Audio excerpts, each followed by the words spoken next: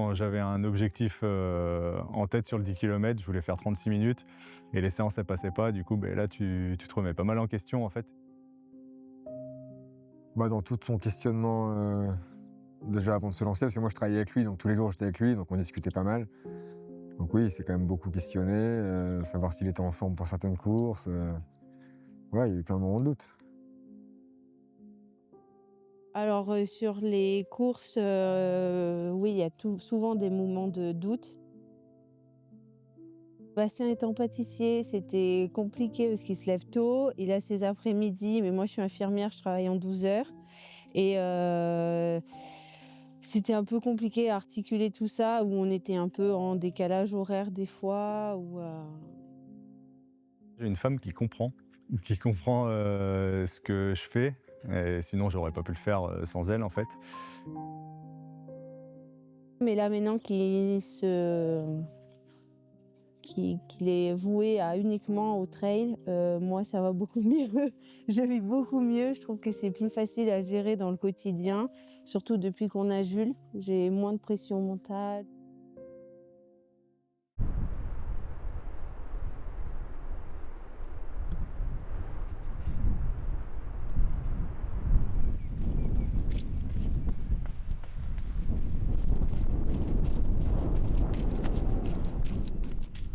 Ça va faire 3-4 ans que je connais Bastien et au début, en fait, on a repris le trail ensemble.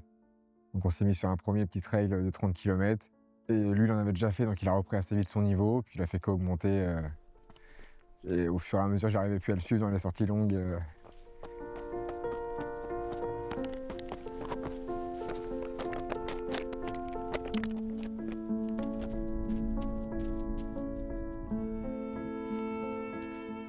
On a partagé les courses.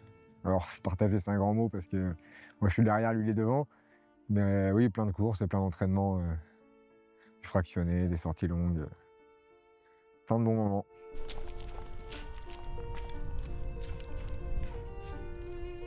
J'aurais un souvenir, c'était dans une séance de fractionné dans le Semnoz. On s'était vraiment arraché. J'ai vraiment encore l'image, on est en haut, je crois que c'était du 10 minutes de fractionné. Et arrivé en haut, on s'est allongés tous les deux par terre et on bougeait plus, quoi. Ah, c'était très intense ce jour-là. Donc c'était marrant. La souffrance, c'est ça que je retiens.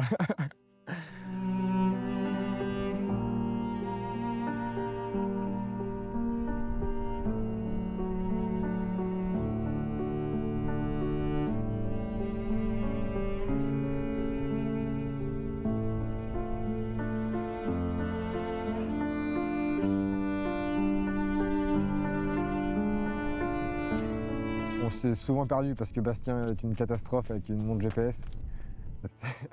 Ouais, ouais, il connaît la trace, il faut le suivre et en fait, on finit en hors-piste, dans une pente à 20%. Donc ouais, ça, il y en a eu plein. Alors c'est pas des moments toujours drôles, sur le moment c'est un peu énervant, mais on a bien rigolé à la fin.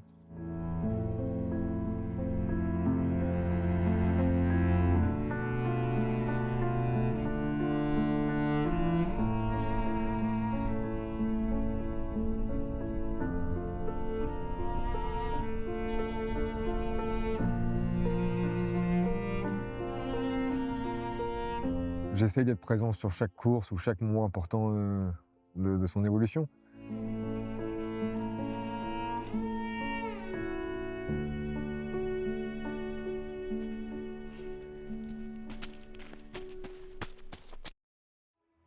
Alors, Bastien, il m'a parlé du trail, enfin la naissance du trail déjà pour Bastien, ça a commencé à La Réunion par, un peu un défi avec un copain, je m'inscris, et on verra bien si on arrive à finir, notre 50 bornes, dans ma fat.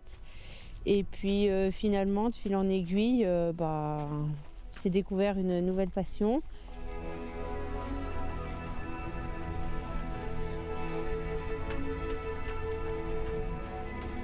Et en fait, ça a commencé à prendre plus d'ampleur quand après on est arrivé sur Annecy, où là, il s'est dit que l'objectif c'était de faire le grand raid. Donc là, du coup, vraie vocation pour le trail.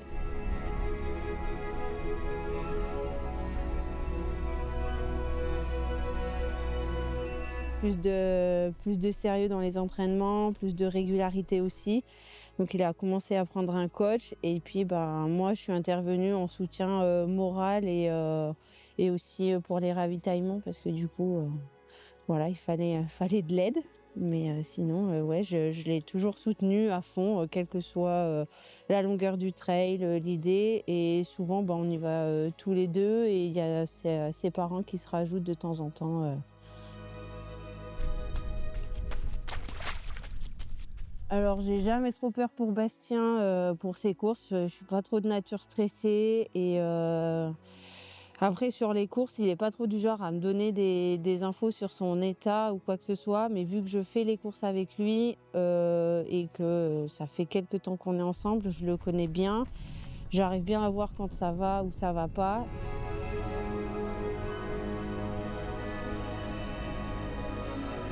Après, Bastien, il s'est endurci mentalement, je trouve, depuis ses débuts. Il avait fait de la prépa mentale avec un professionnel formé à l'hypnose et qui lui permettait de faire des visualisations de courses et d'autres techniques. Et ça avait plutôt bien marché. Le mot qui définirait Bastien dans ce sport, je dirais obstiné. Ouais, pas dans le mauvais sens, mais plutôt dans le sens qu'en gros, il a un objectif en tête et il va rester focus pour arriver jusqu'à l'objectif, quoi.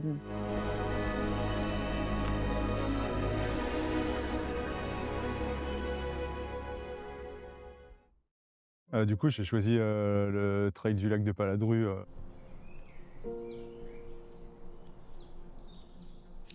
Première course, j'avais envie d'un 80 ou d'un 100 km et à cette période-là, il n'y en a pas des masses quand même. Les autres, ils sont plus en mai ou fin mai, début juin. Ça allait pas avec ma saison vu que je fais un gros ultra en juillet.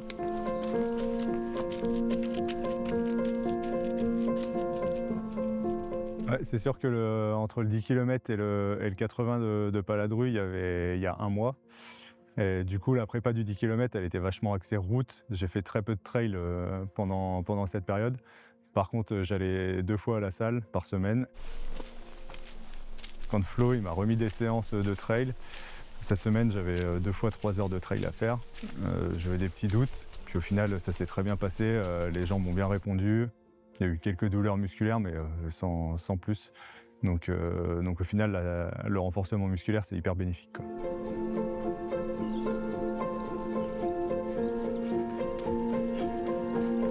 Ce qui me plaît dans le trail, en fait, c'est que tu n'as jamais les mêmes paysages. Tu vas monter une bosse, tu vas la redescendre, tu auras une vue t'auras un point de vue.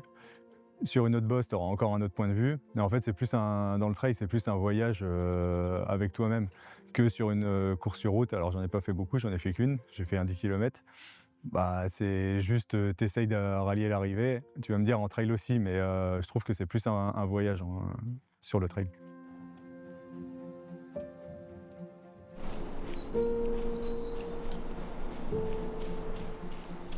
Ouais, c'est pas mon premier ultra, du coup, l'alimentation en course, je connais un peu, mais j'ai jamais encore trouvé le truc qui fait que toute ta course se passe bien. Donc je teste pas mal, et là, l'idée de la stratégie pour Paladru et pour toutes les autres courses, ce serait d'être entre 80 et 90 grammes de glucides par heure. Donc ça peut paraître beaucoup. Mais par exemple, dans une compote, dans une purée Mulbar, tu as 50 grammes de glucides. Tu rajoutes une flasque de boisson isotonique Fuel Précision, par exemple.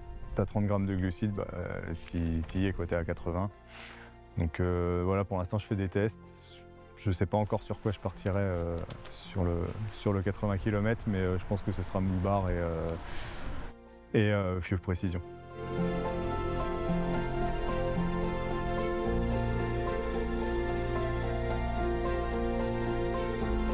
J'ai un nutritionniste qui me suit. Alors il est pas ici, il est à La Réunion, mais voilà, il me donne tout ce que je dois manger en gros la semaine, et sur mes entraînements, il m'aide pas mal aussi à faire les tests que j'ai besoin de faire, et sur les courses aussi, ça va beaucoup m'apporter.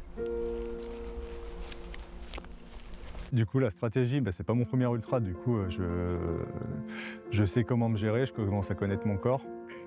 Donc l'idée, c'est pas de partir trop vite, parce que j'en vois beaucoup en fait qui partent hyper vite et au final, au 50e ou au 60e, tu les ramasses à la petite cuillère. Donc l'idée, c'est plutôt de partir en gestion. Et un ultra, ça se fait en gestion dans tous les cas. Et au fur et à mesure d'enclencher le mode Pac-Man et de ramasser tous ceux qui sont partis trop vite sur la course, quoi. Si j'ai un message, oui, j'ai un petit message pour toi, Bastien. Enfin, pas tout, parce que c'est comme ça qu'on s'appelle et qu'on crie sur les courses. Enfin, moi, je crie pas trop. Et que tu cours pour toi déjà. Et que en gros, moi, je suis toujours là pour te soutenir, quelle que soit la course ou l'endroit où tu vas courir, et peu importe la distance, que tu cours, je sais, pour nous rendre fiers, mais que quel que soit le résultat, en fait, je suis toujours fière de toi. Et Jules, il s'en rend pas encore compte, mais il sera quand même fier de son papa, quel que soit le résultat et l'arrivée. Voilà. Donne tout, champion. C'est pas du bilboquet.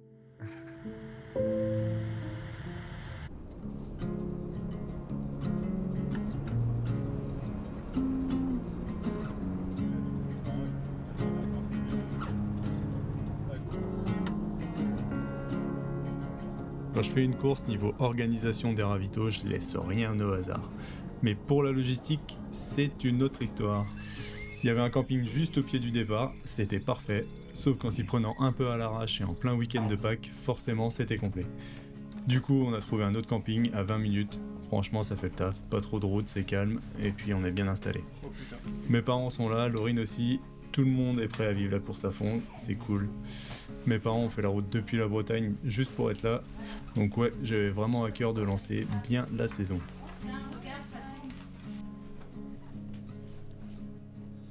Maintenant, place aux choses sérieuses, faut préparer les ravitaux. Parce que pour que la course se passe bien, il y a 2 trucs que je dois vraiment pas foirer, c'est les ravitaux et ce que je mets dans mon sac. Avec mon nutritionniste, on a bossé sur une stratégie simple, entre 65 et 75 grammes de glucides par heure, compote, gel, boisson, faut rien que j'oublie. Heureusement, c'est Laurine qui gère les ravitaux, elle connaît ça par cœur, et elle me connaît par cœur, et franchement, ça me décharge pas mal quand même. Du coup, au départ, je prends ça. Ça fait jusqu'au château de Pupierre, ça fait 2 heures à peu près. Au château de Pupierre, tu faudra que tu passes 3 flasques avec ça dedans. Oui. Une purée mulbar, une compote baou, un gel Yes. et une autre purée. Oui, j'ai. Ok. Et après, au plan, tu me donnes rien normalement. Au pire, il y a celle-là. Au cas où. Et par contre, il me faudra 2 flasques. Ouais. Et j'en ai une qui sera à moitié remplie, je te les vire. Et je promets de neige. Ouais. Ok. Et puis voilà.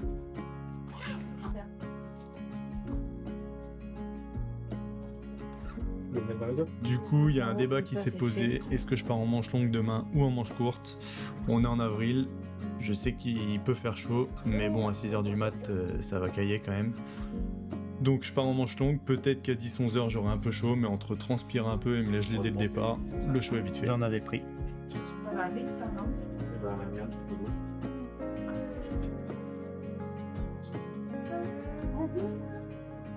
Oui, pas toi. Ah bah non, mais tu...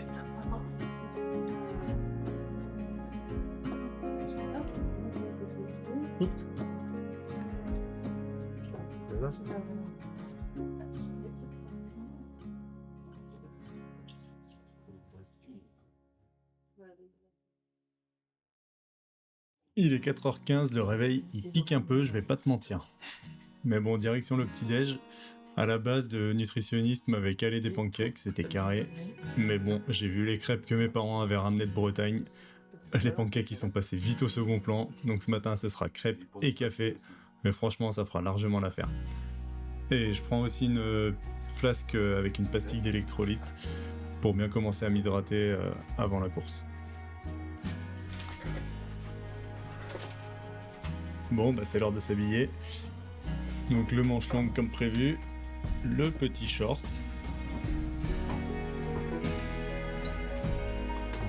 un truc qu'il faut pas négliger, la crème anti-frottement. Ouais, pour le côté glamour, tu repasseras, mais crois-moi, ça peut sauver une course. Donc j'en mets partout. Je lésine pas sous les pieds parce que franchement, avoir une ampoule, c'est pas cool.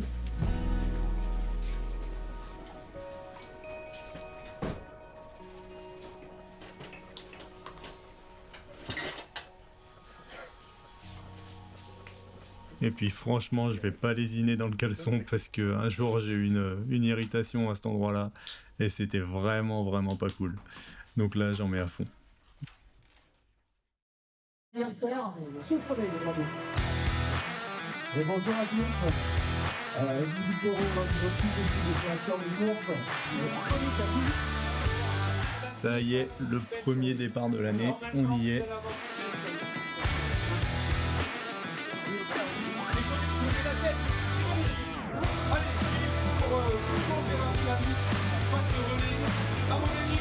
Il y a Laurine qui est là, je lui fais un dernier bisou, je vais la revoir dans 2 heures, je pense, à peu près. Et puis je décide de me mettre devant la ligne. C'était prévu avec Flo, on en avait parlé. L'idée c'était de partir avec les premiers, de voir un peu ce que ça donne et ajuster si besoin. C'est marrant, mais à chaque fois que je me place sur une ligne de départ, c'est tout le temps pareil. J'ai l'impression que tout le monde est plus affûté que moi.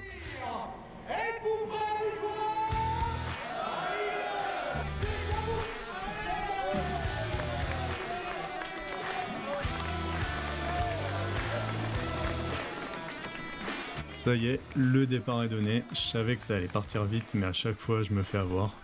Boum, ça part, on est entre 3,40 et 3,50 au kilo. Tranquille pour un 80 km, tout va bien, nickel. Il y a direct un petit groupe qui se forme devant, on est une dizaine. Mais ce que j'avais complètement zappé, en fait, c'est qu'il y avait des relais dans la course, avec le même dossard que nous. Donc forcément, ça fausse un peu la lecture.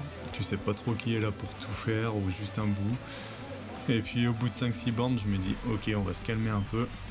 Je commence à lever le pied parce que là clairement je tiendrai pas ce rythme pendant 8 heures. Mais c'est pas grave, la course est longue et j'aurai le temps de recoller plus tard, faut juste pas s'enflammer.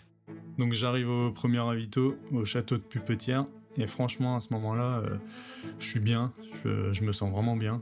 Je suis pas très loin du groupe de tête, donc c'est cool. Et là je vois Laurine, mes parents, il y a Mathieu qui est venu, qui est là, donc ça c'est cool. Un vrai copain. Le ravito se passe super vite, en 30 secondes, je pense que c'est plié.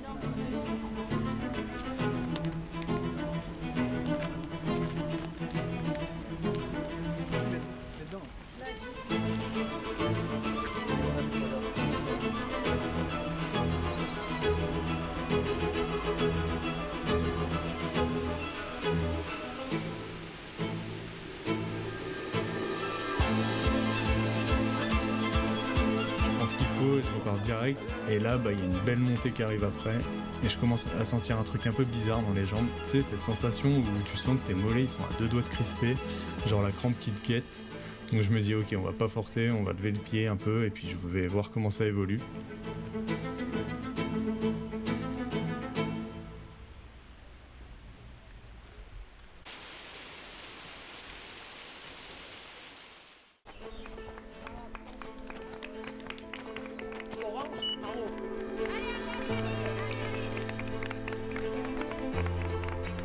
Donc là j'arrive à Fregata, ça fait à peu près 3 heures que j'ai passé le premier ravito et franchement c'est pas la grande forme.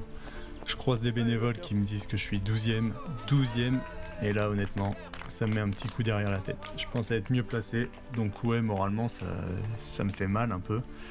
Et puis surtout depuis le 30e kilomètre je crampe et ça passe pas. C'est frustrant parce que niveau cardio je suis nickel, je suis vraiment à l'aise mais j'ai les jambes, elles veulent pas quoi. C'est pas un manque d'envie, c'est juste que physiquement, elle coopère pas. J'arrive au ravito, il y a Laurine, mes parents, ils sont là. Ils essaient de me parler un peu, mais moi je suis ailleurs. J'ai la tête dans le guidon, je réponds à peine. À la base, je voulais que ce soit un ravito express, et au final, je reste bien 2 bonnes minutes.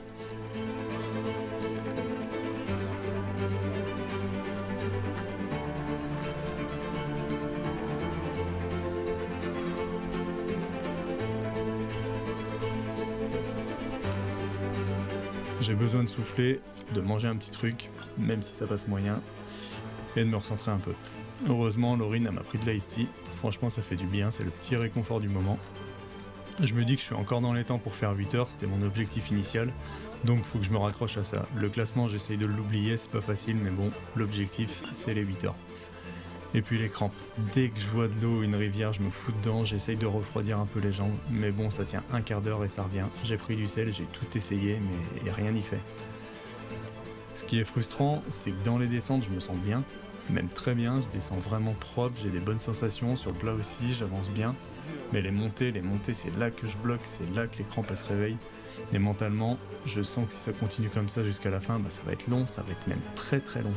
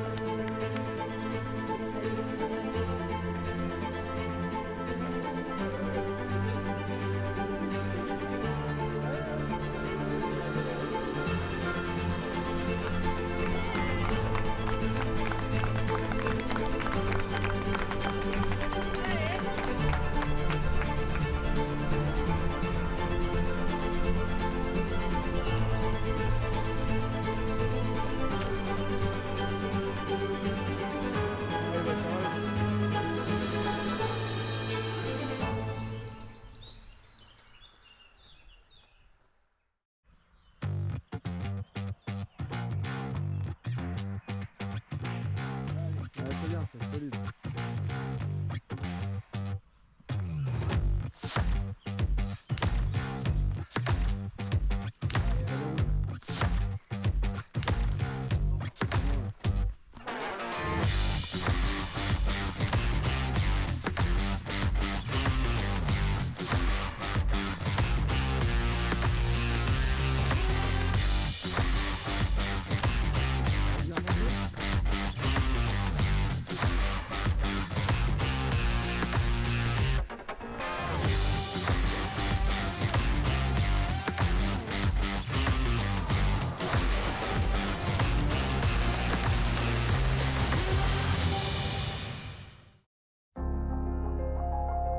Troisième ravito, j'arrive au plan.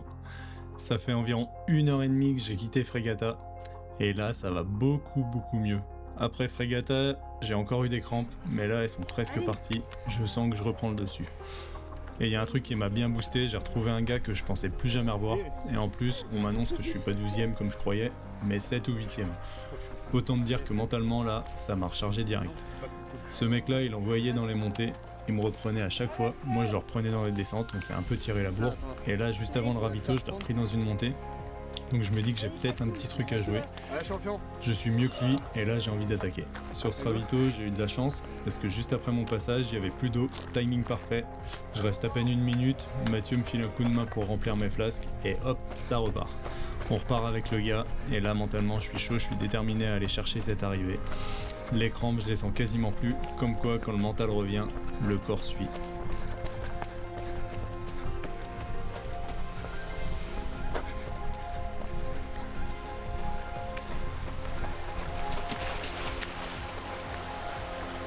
Entre le 30e et le 60e, j'en ai bien bavé, mais quelque part ça forge. Et là je sens que ça va le faire. On rejoint le parcours du 55 km, une autre course, donc tu doubles du monde, et même si c'est pas ta course, ça te fait du bien au moral. Et ça te donne l'impression d'avancer un peu, tu vois. Bref, les voyants sont au vert, les jambes piquent un peu forcément, mais ça va, maintenant il n'y a plus qu'à finir.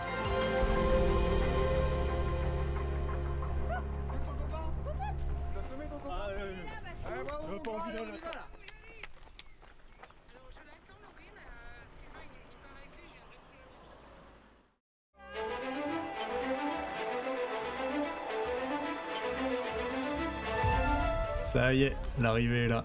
Et crois-moi, mes mollets sont soulagés. Ils avaient clairement hâte que ça s'arrête. Bon, c'est pas exactement l'arrivée que j'imaginais, il y avait plein d'enfants sur la ligne, c'était un peu le bazar, mais en vrai c'était marrant. Et puis il faut bien que tout le monde ait sa course. Je suis vraiment content d'avoir terminé, parce que cette course, elle n'a pas été simple. J'ai passé la moitié du temps dans le dur, les crampes, le moral qui flanche, la sensation de jamais pouvoir relancer. Franchement, il y a eu des moments où j'y croyais plus trop. Mais ce qui m'a tenu, mes parents ont fait le déplacement exprès, ça me touche beaucoup, j'espère qu'ils sont fiers de moi. Laurine a été parfaite, elle a géré les ravitaux comme une chef, rien à dire. Et puis Mathieu, il a été là à tous les ravitaux, toujours un petit mot, un sourire, ça c'était vraiment cool. Ce que je retiens surtout, c'est qu'il y a encore plein de choses à bosser. Les montées, clairement, il faut que j'y passe plus de temps. Et mentalement aussi, je me laisse trop impacter par des infos comme mon classement ou autre chose. Donc ça, c'est un gros axe à travailler, le mental. Et les crampes, je pense que ça vient d'un manque d'hydratation les jours avant la course. Donc ouais, ça fait beaucoup d'axes à travailler, parce que je vois ce que je peux améliorer et je sais que je peux mieux faire. Au final, je termine 8ème, j'espérais faire 8 heures, et j'ai fait 8 heures. Donc l'objectif, il est atteint.